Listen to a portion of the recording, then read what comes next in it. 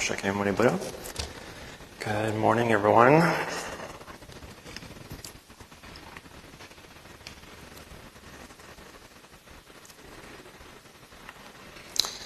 Okay, hopefully the camera works because my AV person is not here today.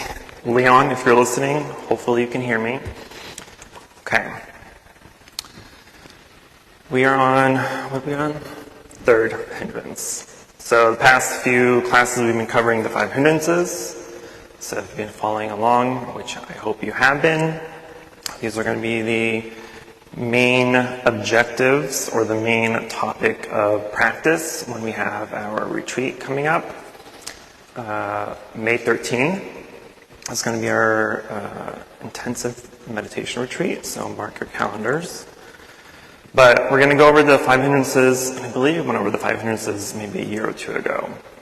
But it's important to go over them again since they are essentially the obstacles that we will all face in meditation. And so we've covered the first 2 of sensual desire and aversion. And essentially, desire is just what it sounds. But it's specifically sensual desire. So it's a desire through the senses of eyes, hear, nose, tongue, taste, touch, right? And so in that hindrance, as we're meditating and we're sitting down, some of the obstacles that arise because of that hindrance is, I wish I was more comfortable, or I wish it was colder, or warmer, or quieter, whatever it may be, right? It doesn't necessarily have to be a desire like wanting a good job or wanting more money. It's simply just wanting to change something that already is, right? And aversion is pretty much the opposite. So it's not the wanting, but the pushing away, right? I don't want this pain. I wish my back didn't ache. I wish my knees weren't cracky. I wish my feet weren't falling asleep, right? So it's essentially desire is the wanting, aversion is the pushing away. And so today we're on the 3rd hindrance, which is sloth and torpor and laziness or sleepiness, which is probably one of the most common hindrance that everyone will experience. But it's also the easiest one to recognize during meditation, obviously. If you're falling asleep and your head hits the floor, that should be enough of a sign the hindrance has taken over. And so today we'll discuss that hindrance and those are the antidotes to those hindrances. So there's an antidote to all the hindrances. And so as those hindrances arise during meditation, and once we've been able to recognize them and see them for what they are, then we can apply these antidotes to them so that we can alleviate or hopefully eradicate those hindrances. And so today with sloth and torpor, or laziness or sleepiness, however you want to call it, is essentially the dullness of mind. It is the mental expression of not wanting to be, right? And so a lot of times when we sit and meditate, we're all excited about it. We're like, yeah, I'm ready to meditate. But 5-10 minutes in, we're getting a little drowsy. We're getting a little tired, a little sleepy. Even though you may have had ample amounts of sleep the night before, you're all energetic throughout the day, so you're like, I got this. But then you sit down, and all of a sudden, you feel like you haven't slept in 5 days. Right? And so, this has many aspects to it, many reasons of why that occurs. Sometimes it's simply just as basic as an energy imbalance, right? You either have, unlike the 4th hindrance, restlessness, laziness or tiredness is just you don't have enough energy. Whereas in restlessness, you have too much energy, right? And so when we don't have enough energy, what do we need to do in order to rouse ourselves? What do we need to do in order to create the necessary energy for our meditation practice?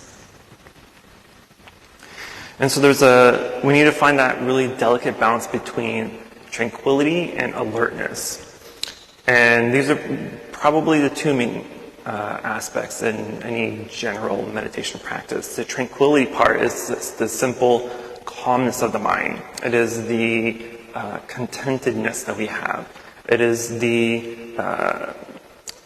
ability to just relax and be yielding to whatever occurs, right? It's simply just being and enjoying what you have. That's easy enough to come up, to arise. The more difficult part of that is the alertness, is the awareness, is the mindfulness, is the ability to recognize hindrances, recognize the distractions, recognizing what's arising and how it's arising, where it's arising from. Because if we're sitting in meditation and it's somewhat pleasant, right, you're feeling okay, nothing aches, nothing hurts, nothing's asleep, but all of a sudden you allow a distraction to take over, right, and then you start daydreaming. And for the most part, most of our daydreaming is somewhat pleasant, hopefully, maybe, right? And because it's pleasant enough, we chase after it. And so that is that's part of the tranquility part, right? You're yielding to what's arising. You're enjoying the pleasure of this daydream, of this entertaining thoughts are moving your mind. But we're not applying enough alertness to it in order to actually recognize our daydreaming is happening, right? And so when we are practicing, or as we start to practice more and get more adept to recognizing these thoughts, these distractions more quickly, then we have a really good balance of both tranquility and alertness, of awareness, right? But sometimes you can have too much alertness, too much awareness. You're like, how's that even possible? Too much alertness, too much awareness is basically if you're sitting and you recognize that your leg is falling asleep, for instance. And oftentimes you'll hear me say that whatever arises in the body, whether it's pleasurable, unpleasurable, or neutral, is to allow that to be your object of meditation, right?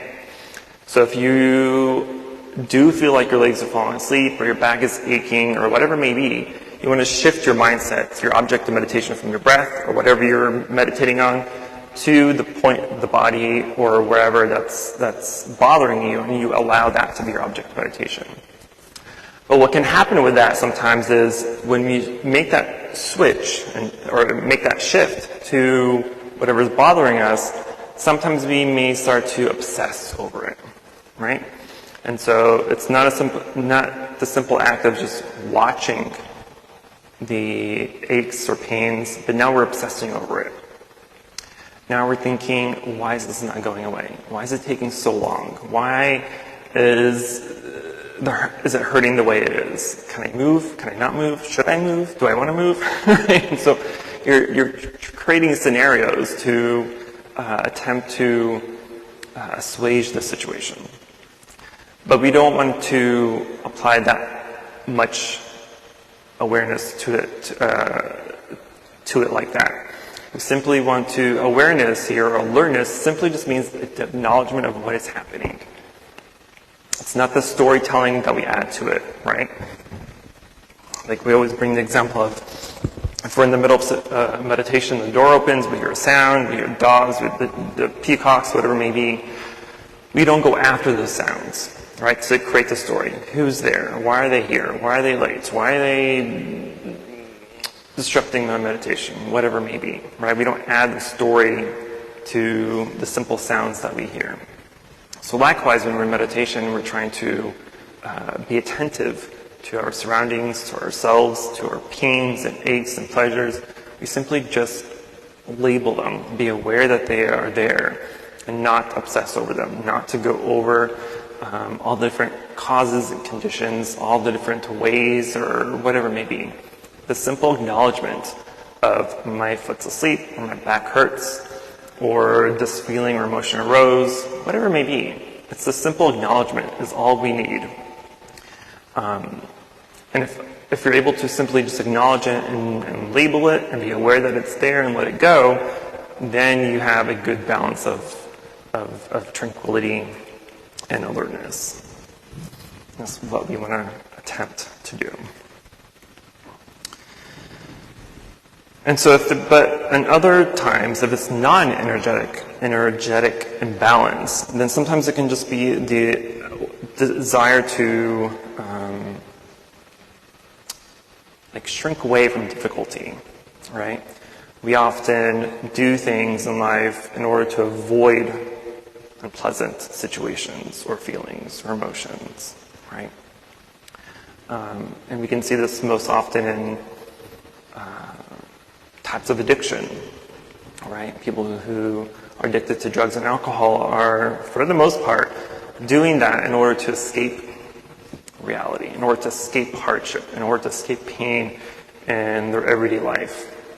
For the most part, not everybody, but the majority, probably. And so there's a type of resistance to things that arise in meditation. And so that's something we also have to recognize, is that even though we don't want pain or suffering or whatever it may be, we still have to recognize it and not push it away. Because the only way we're going to solve our difficulties or solve our suffering or be able to learn from that suffering is to be with the sufferings, to understand the sufferings, to literally make friends with them. You want to become best friends with your suffering. Because that's the only way that peace is going to happen, is by communication, right? Even though you're communicating to yourself, basically. You're turning into your own therapist in a way. But that is why we do the why meditation or the contemplation during meditation. Is because, we have a lot of suffering, we have a lot of issues in life, we have this and that, and sometimes the end result or what we need to be doing is obvious, sometimes it's not so obvious. Sometimes it's really difficult to pinpoint the root cause of our sufferings, of our ignorances or greeds or anger or whatever it may be. And so we contemplate, we dig deeper into those situations in order to find exactly what is the root cause of your suffering. Because you being angry all the time, or you being tired all the time, or you being anxious all the time didn't just arise out of nowhere. You just didn't wake up one day and all of a sudden you're just super anxious and super angry. Right? There was a reason, there was a cause of why those things are happening. And so through meditation, we have to find those root causes. Sometimes it reveals some very unpleasant truths to ourselves, right? But a lot of time, the issue is really just our own ego, our own sense of self, right? We live in an environment, in a society, in a world where we are grown up, we are shaped and molded into a person that we and others want us to be, right? People want us to be strong, they want us to be educated, they want us to be working, they want to be civil and to whatever, right? All the characteristics and things that people instill in us from birth. You have to be this, you have to be that, you have to be successful, you have to be patient, you have to be kind, you have to do this, do that, blah, blah, blah, right? And so as we get older and as we go out in the world and do things, all those pieces, all those voices that told us how to be and how to live as we get older is instilled in us, right? And so when we are meditating oftentimes if we're meditating on a specific type of suffering that we're going through, something that's distressful, a lot of times is we are able to recognize the root cause in a way, but at the same time also deny the truth that it's our fault. Right, this is the resistance part of this hindrance. Is, this is happening, this is what I don't like, and through meditation where you discover that it's actually your fault, or something that has to do with your own perception or ideas of the situation, and oftentimes we don't want to agree to that. We don't want to recognize that it is all about me at the end of the line. And so when that realization comes, oftentimes people just resist it. They'll ignore them, like, no, that can't be it. I can't be the problem to this problem. There's no way, right? It has to be somebody else. Someone else has to be the issue, has to be the bad guy here. It's definitely not me, right? How often do we think like that? Sometimes. And so even if there is any sort of resistance, we want to also be aware of that as well. Anything that is, anytime we attempt or are able to see the truth of reality, to see things as they are, right? In this case, if you discovered that the problem is you, right? That's the same thing as they are. So there needs to be a balance of acceptance there as well.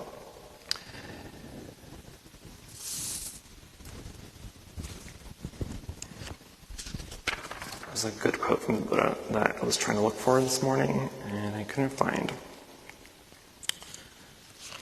About the self.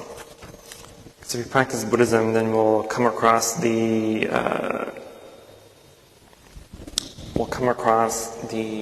teachings of non-self, which is one of the bigger topics in Buddhism. We won't discuss this here because it's literally huge. But one of the things that we want to attempt to be aware of is that our sense of self is continually formulated by the things we do in our interactions with others. So when we find ourselves with nothing to do or no one to be with, our ego has nothing familiar by which to define itself. So another aspect of this hindrance is the neutrality that we feel in things, aka boredom. And what do we often do when we feel boredom? It's a question. What do you do when you feel boredom? You find something to do, right? Why are you finding something to do? Why is it necessary to be doing something all the time? We always want to find something to do because one part of it is that we are uncomfortable being by ourselves. We're uncomfortable to be alone. We're uncomfortable to be doing nothing, right? Part of our society is that we're always provided stimulants to entertain ourselves, to be doing something. And so if you're not doing something, that means you're not being productive somehow, right? That's the American dream, is that you always have to be working. You always have to be doing something. You always have to be improving. You always have to be bettering, right? And so when we're sitting and we have nothing to do, we're bored, we'll do stupid things just to pass time, right? Watch stupid cat videos or whatever, right? And so we have to also recognize that boredom is something that does arise in meditation as well. In meditation, boredom arises as how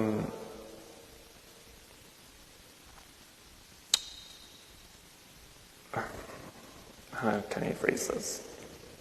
If we are, for instance, if we've been practicing meditation for a while, and we've only been using, let's say, counting the breath for the entire duration of all your practices, of all your sittings, right? And let's say you've been counting your breath for like a month or two. After a while, that counting may start to become boring. It may start to become very automatic, that even though you're counting in your mind, right, and you're not losing count, and you know exactly where you are, but your mind is also split into 10 different directions. Because your mind has memorized how to stay in count, right? But your mind is also at the same time bored with the counting, and so it's drifting off doing something else as well. And so when we are able to recognize that, and then we can use our antidote. Does anybody want to take a guess of what the antidote is? It's literally the opposite of everything we just said.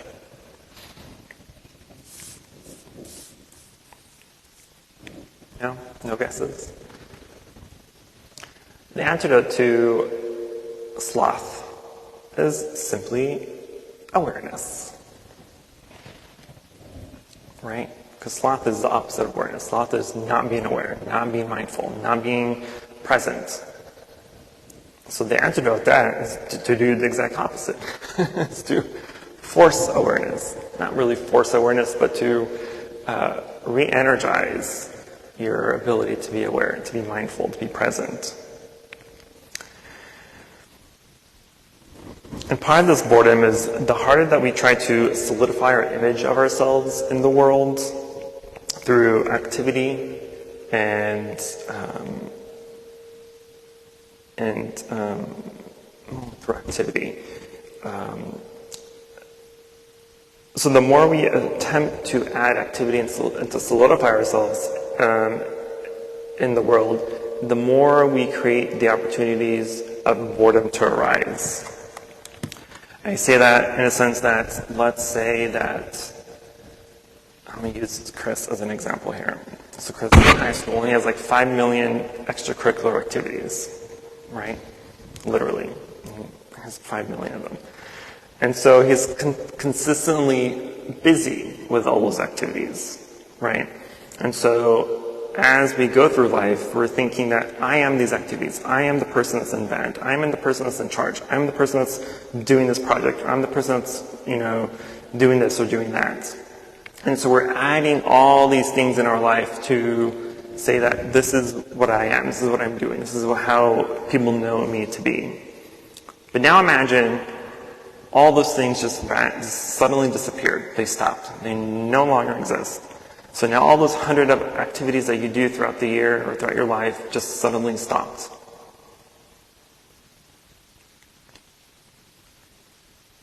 What happens now? You have nothing to do. You're bored. And so the more we attempt to fill our lives with things to do, the more difficult it's going to be to do nothing when we have nothing to do. Because we're consistently trying to do all these extracurricular activities. We're consistently trying to stay productive, to stay busy, to always have something to do. And so let's say something got canceled or whatever, right? Now all those activities, all those things that you are always doing just stopped, right? And those things are part of this sense of self. This is all part of our personality, of our ego. And so when we don't have those aspects in our lives anymore, now we're in a state of neutrality, of boredom, of uneasiness with ourselves. Like, what am I going to do now?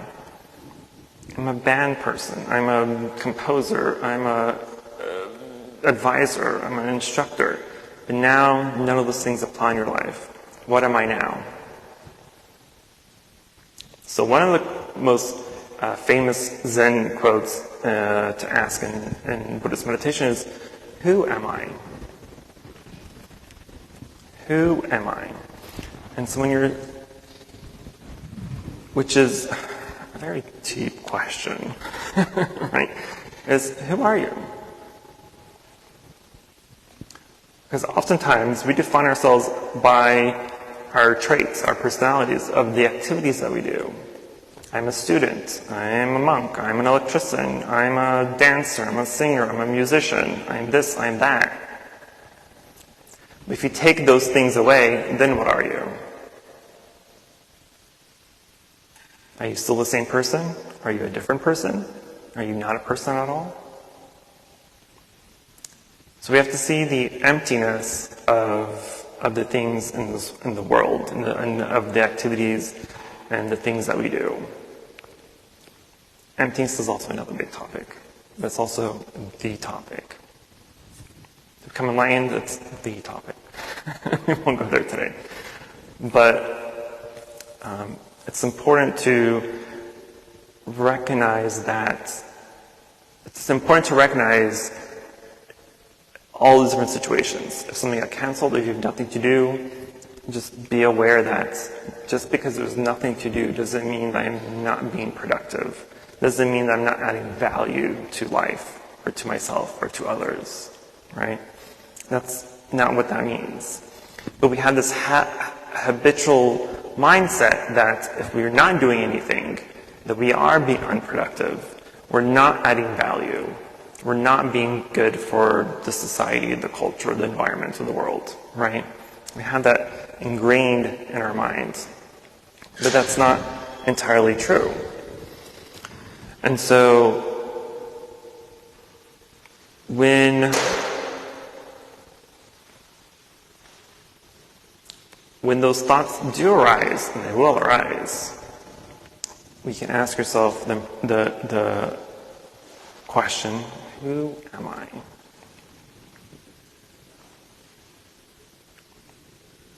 Hopefully you get a good answer. But one of the things that the Buddha told us to contemplate on is, does this thing still have any genuine benefits for myself and others here and now? Or do I just keep at it out of habit? I'll read that again. Does this thing still have any genuine benefit for myself and others here and now? Or do I just keep at it out of habit? How many things do we do in life that we do just because it's habitual to us? It doesn't always add any value. We just do it because we've always done it. Right? I can think of a few things.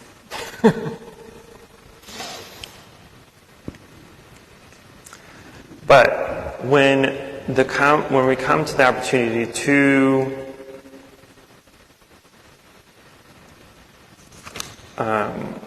ask the question, who am I, for instance, right, which is a very good question to ask. There is, between the asking of the question and the self or the thinking mind comes into the thinking process, there's this gap in between, right, between the question and between the thinking. This gap is where we want to be able to reside in, to do the contemplation. This is where those aha moments occur. This is where the alignment occurs, is in that very small frame of gap of time. It's very short, but there is a gap. And so if we're able to squeeze into that gap more often, then the gap widens bigger and bigger, and we have more time to sit in that area of contemplation before the habitual egotistical thinking occurs. This is the part where I typically say that when we are thinking or when we are meditating, it's often important to be able to just watch our mind, to just watch the thinking, right? To not engage with the thinking, to not entertain the thinking, to just simply watch it as it's occurring, right? So it's basically splitting your mind into two. So now there's a thinking mind where it's doing all the thinking, the rationalization, all that. And then there's the separate watcher, basically, right? And this watcher is the part of our mind, is the part of the practice that we use to figure out the whys and hows and whens and wheres, right? It's that watcher that is in this area of gap between the question and the thinking. And this is where we want to be in. That's essentially the perfect mind state to be in to do contemplation or to attain any sort of realizations.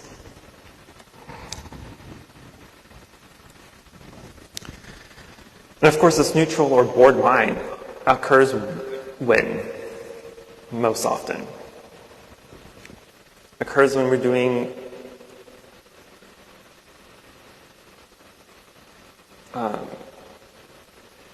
just regular things, habit things, right? Doing the laundry, washing dishes, cleaning, watching TV, right? How often do we try to multitask when we're doing these things, right?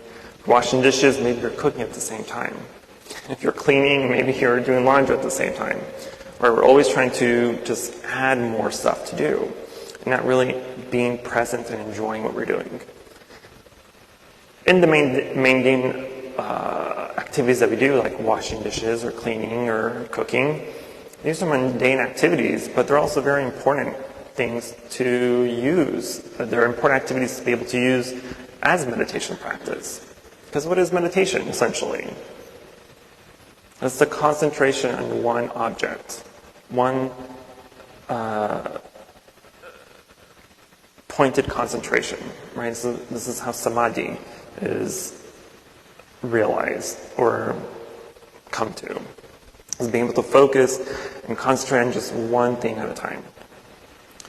And so if we're able to add the unmundane to the mundane and be able to just really enjoy and appreciate and see what we're doing as we're doing it, then things become a little bit easier to work with, right?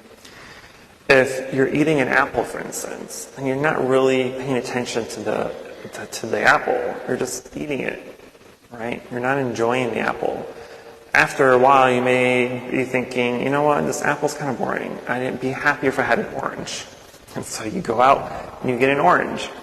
But if you eat the orange in the same way that you ate the apple, without any mindfulness, without any awareness, without any appreciation of the apple or the orange, you're just going to eat it and still be unhappy. So now you're eating the orange, you're like, you know what? I'm still unhappy. I know what would make me happy. What would make me happy is something really exotic. Let's say I want to go get a dragon fruit or a mango, right? And so if you go out of your way, go to H-E-B, go to the Asian market, you find yourself a good mango, Thai mango, or a dragon fruit, and you go back home and you chop it up. But the same thing will happen if you eat it in the same way that you've been eating the apple and orange, with no appreciation, with no presentness, nor awareness of the flavor, of the texture, how it feels, how it tastes, then you're still getting unhappy. But this is what we do in normal life. This is why we're constantly buying things. This is why we're constantly wanting more. Because even though you may get something that you wanted, let's just say you wanted a nice sounding bell. Right? Sounds beautiful. So you get a bell. You go home, you're banging on it, you're enjoying it, it sounds amazing. But after a while, you know what? I want a bigger bell. So you go out and get a bigger bell. Like, you know what? I really want something that just has more bass to it. Something that's deeper. And so you get even a bigger bell. And so there comes a point where you have to ask yourself, how much do I need in order to satisfy this thirst, this hunger for wanting more and more and more?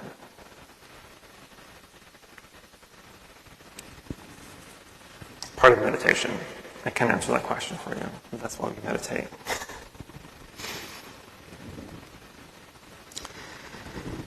And so one of the most important things to recognize when we are meditating, because I think I've said that in each class, as we go over each hindrance, your main object of meditation is going to be whatever arises according to the specific hindrance that we're on. So for today's meditation, as we sit and walk, be aware of what arises that is causing you to be sleepy, to be lazy, to be tired, to be slothful, right? Be aware of those sensations and those feelings. But even though when they arise, we don't want to be angry at them. Don't make it the enemy, because it's not the enemy. These are just habit things that arise. The point that we need to do is just try to be as aware as possible to these things. Because awareness is the antidote. Shedding light on darkness gives us the ability to see things, right? So it's the same thing with our awareness, with our ability to recognize these hindrances as they arise. Because as soon as you shine light on it, it's going to be like a deer in the road. It's going to be like, what? Just stand there and frozen, right? You're basically telling yourself, hey, put your hands up. You're about to, don't get shot. Sorry, I didn't mean to make gun poses, hands. But you're basically surrendering, right? As you shed light on things. You got caught. the hindrance got caught. And once something gets caught, typically they stop, right? If you catch your dog or cat getting to the food or getting to the snacks and you're like, hey, drop that or let it go. Like, oh man, you caught me. So you either drop it and they go away.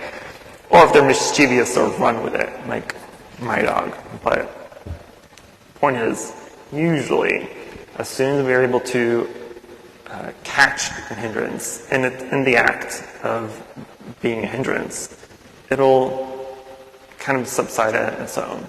It's the same way when distractions arise. As soon as we're able to recognize the distraction before we go into entertaining it, or even if we are in the process of entertaining it, and it's 10 minutes in, right? Sometimes it'll take a few seconds, maybe a few minutes, maybe it'll take the whole session in order for you to recognize a distraction. But as soon as you become aware of the distraction, 99% of the time it'll just go away, right? Because again, it's like, oh, I got caught. I messed up. So we have to be as aware, be as mindful as possible is the antidote here. Some of the things that the Buddha told us, though, that if we are, because sleepiness or tiredness is probably the most common form of this hindrance, right? And so a lot of times, and I've said this in the past, that meditation is also kind of an experiment. So you have to experiment with different methods of meditation. You have to experiment with different postures, different ways of sitting or walking or standing, different ways of breathing or techniques. So there are many different ways to meditate. I lost my train of thought.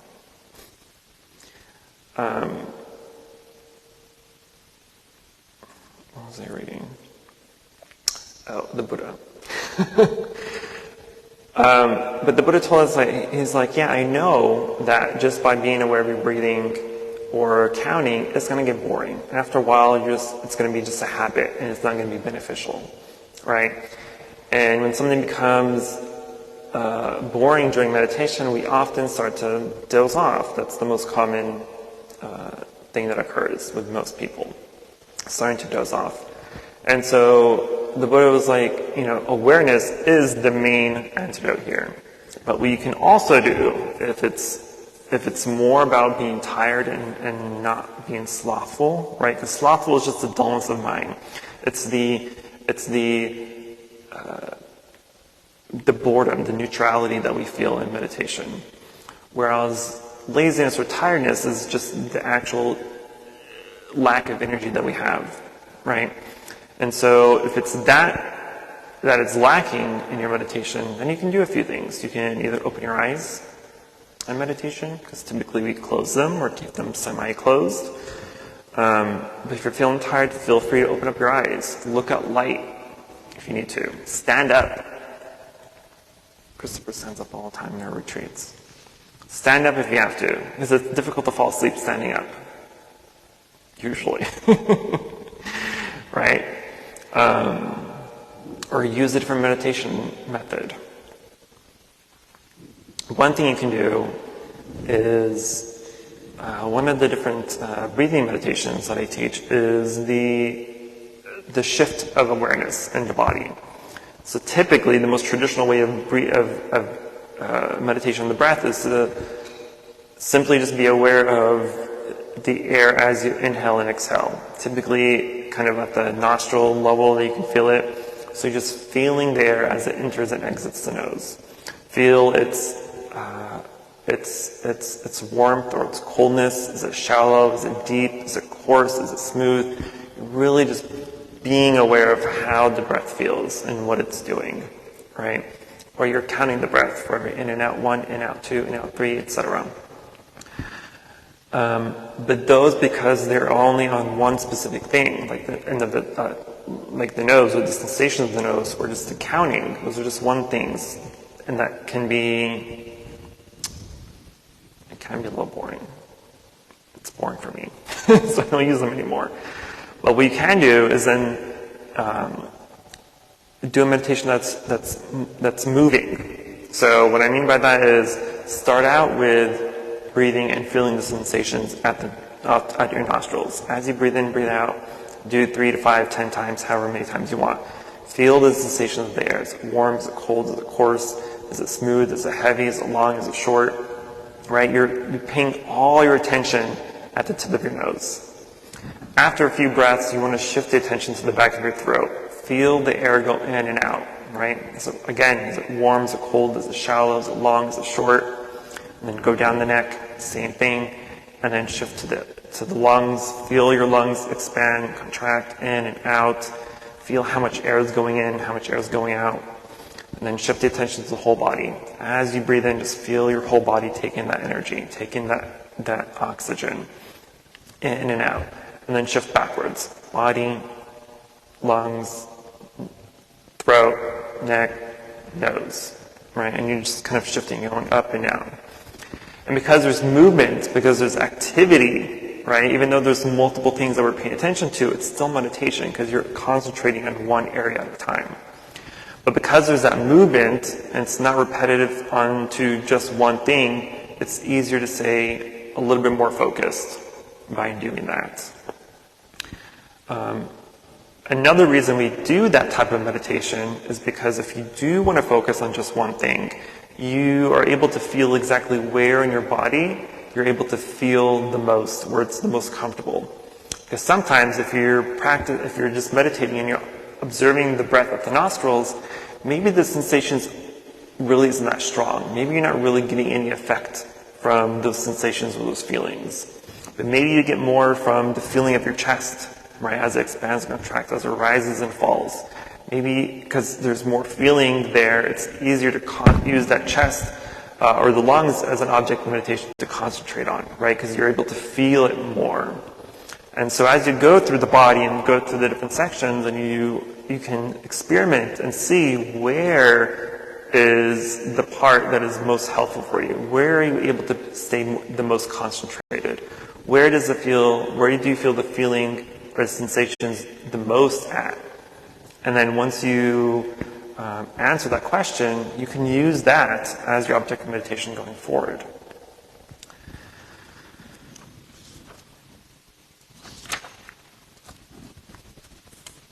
Ooh, I am way over time.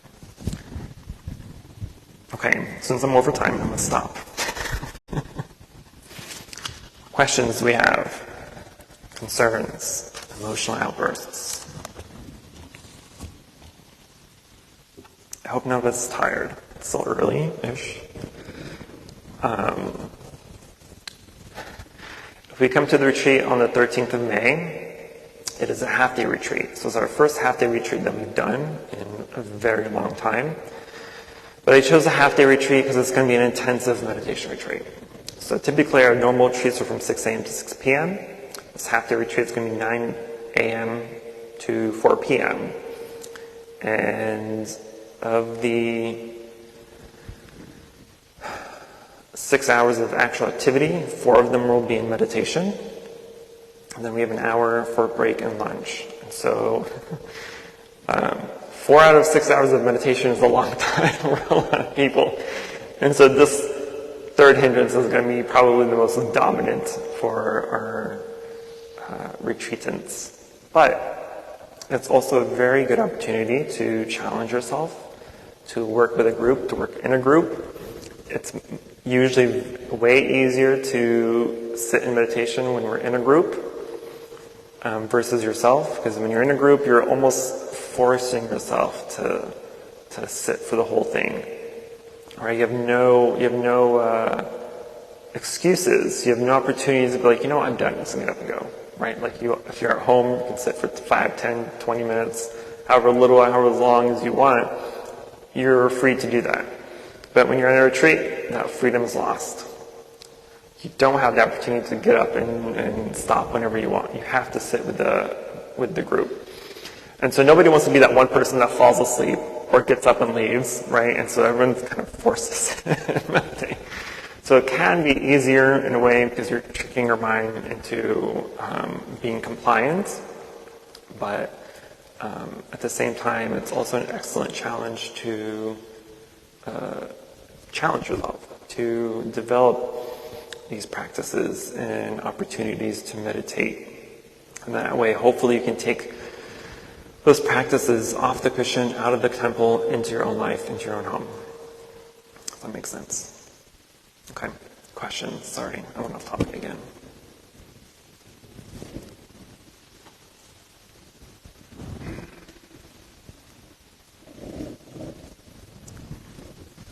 Okay. Expect to see no one sleeping. I do have a meditation stick, so I won't use here. I'll only use it on retreats.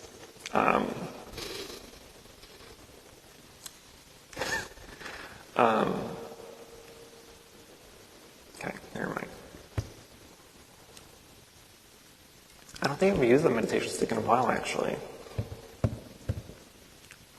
I feel like, because I'm always sitting during our retreats, right, and I only get up every 30 minutes or so to walk around, I feel like it's obvious when I'm getting up, because you can hear my movement because it's so quiet, so everyone fixes themselves. So I'll probably just sit in the back, just observe, or sit in the front. Now we know and say what? Oh, yeah. Do I have a slingshot? I don't think I have a slingshot. Or just get those dog collars, the shock collars, and just put it on everyone. What I used to do, I don't do it anymore because too many people come to retreats now, but in the past, when we first started doing retreats, I think we only had 10 people at the time. But I used to do stick meditation, which is basically just getting a long bamboo stick and balancing it on your shoulder during the meditation. And it's a good way to keep yourself stable and upright and erect. And so if the stick falls over, you know that you've failed, right? And so I'll come around and wake you up a little bit and put the stick back on your shoulder. So I always think about doing that again, but I don't have enough sticks. We can't afford to buy some, since our retreats now usually have about 20, 25 people. So, but if you have one at home, use it at home. So it's a good it's a good way to train your body to sit still. Okay. Okay. So as we sit now, I think we have time for maybe 30 minutes. We'll see. As you sit, of course, be aware and meditate as you normally would, but try to focus specifically on what hindrances arise, right? Even though the third hindrance is our main objective, don't discount or don't disregard anything else that may arise. Because anything that arises in meditation will always fall into one of these 5 hindrances, regardless of what it is. It'll fit somewhere here. So, one thing that's very helpful during meditation is, as we're meditating, as distractions arise, or anything that comes up, or whatever, and you're labeling it, and you're putting it into a hindrance bucket, at the end of the session you can see how many coins you have in each hindrance bucket, right? And see which one is heaviest or fullest, and you can kind of figure out what arises the most during meditation.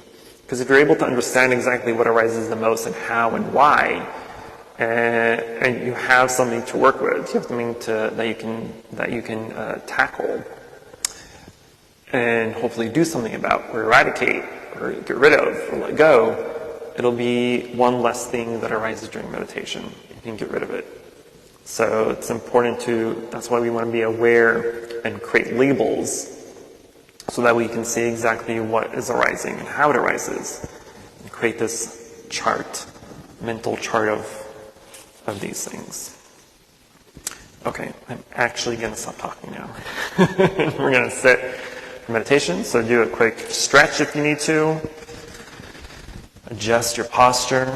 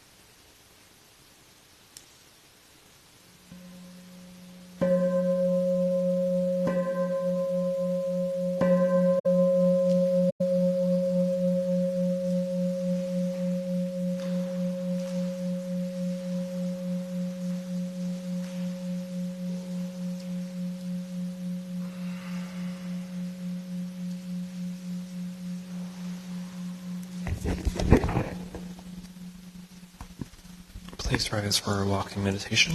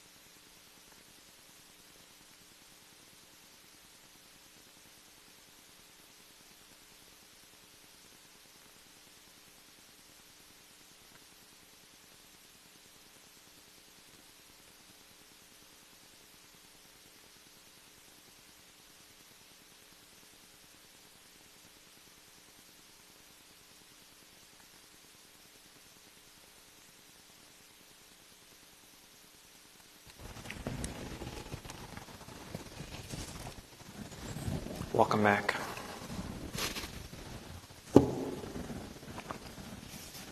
How was everyone's meditation? Everyone enlightened? Say what? Almost? Same here.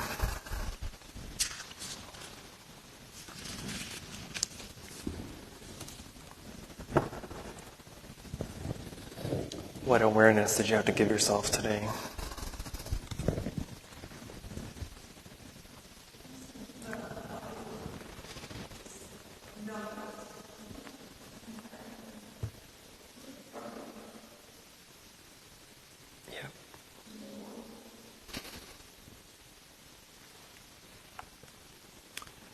Oh, the body. How it doesn't always want to cooperate with us.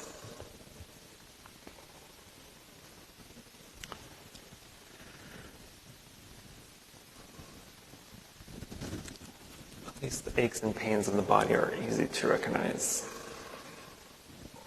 You can bring awareness to it pretty quickly. Of course, it doesn't go away as quickly as it is brought up, but that's where practice comes in. To train your body in the same way you're training your mind. To sit still. To go through the motions of discomfort and pain. And basically just learn to suck it up. I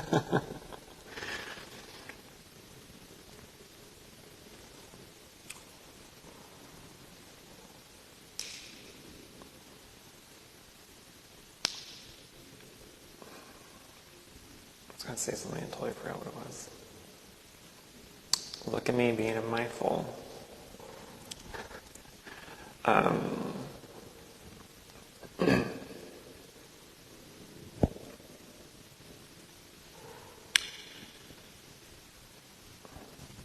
Never mind. I know if I start, I'm not going to stop anytime soon, so I was like, you know what, just don't say anything at all. 3 minutes, I need 30 if I want to continue talking. Okay, no last minute questions. We're 2 away already. Time is flying. What I love doing too after the, because typically once we have our classes at the beginning and the end of the year, and we do a retreat, and we typically have a break after the retreat. Usually during the summer, we don't have classes because it's just too hot. But I think what I'll do this year is after the retreat in May, so June, July, maybe August, I'll continue having meditation classes, but it'll just be meditation, so there won't be any discussion. Or lesson, I suppose. It'll still be every second or fourth Saturday at 10, but it'll just be an hour of meditation and walking. There'll be some instruction at the beginning, just to give some if needed, depending on who's here. But it'll at least give us an opportunity to just sit and meditate.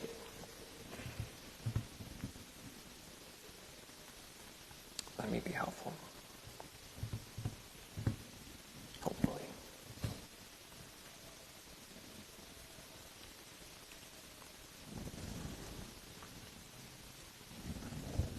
What arises the most for you of the hindrances? What bucket did you fill?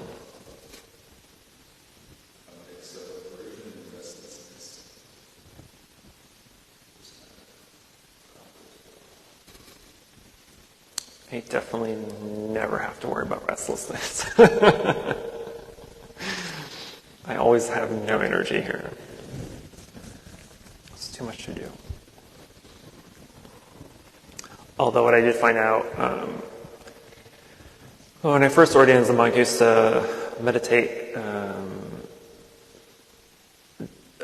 right after the morning chanting, and it took me a while to get used to that, because it's wake up at 4:30 and do chanting and meditation for 90 minutes. So it's definitely a learning curve to get used to not falling asleep that early. But after all, you get used to it. But what I found out is, I think last year, I started going to the gym in the morning after chanting. And so I would chant, go work out, and then come and meditate. And I was able to sit for 2 hours like no one's business.